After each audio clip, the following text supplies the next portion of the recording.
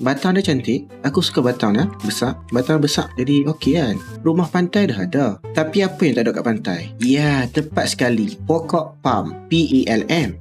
Pokok kelapa sawit. Jadi, ayolah kita membinanya. Langkah-langkahnya adalah untuk membina sebuah pokok. Jadi, apabila kita ingin membina sebuah pokok, kita perlukan batu. Jadi, aku rasa nak buat pokok kat sini, aku letak batu kat sini. Lama, aku perlukan kayu. Kenapa tak buat kayu? Kayu. Kat mana kayu lah? Aku nak bina pokok, patutnya buat kayu. Tak cadik tu lah. Dah kita nak bina pokok, bawa kayu. Celah mana nak cari kayu, tak tahu. Nak ada macam ni. Lain kali tu fikir awal-awal. Anda bina pokok, nak buat kayu. Jumpa kayu. Aduh, tak suka tu pokok ni kalau orang. Nampak macam pokok kan? Tapi. Aku nak bina pokok. Adakah ini tutorial aku yang paling berjaya? Ternyata tidak.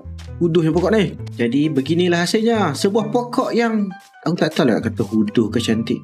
Okey, batang dia nice lah. Apa saya aku tengok punya zombie? Batang dia cantik. Aku suka batang dia. Besar. Batang besar. Jadi okey kan. Menarik kan batang besar ni. Tapi itulah dia punya daun ni kan. Boleh jadi lagi better tapi aku terimalah seadanya. Aku ni tak memilih. Ingat kawan, dalam hidup kita jangan memilih rupa. Pilihlah anjing. Betul tak anjing? Kamu tu hitam.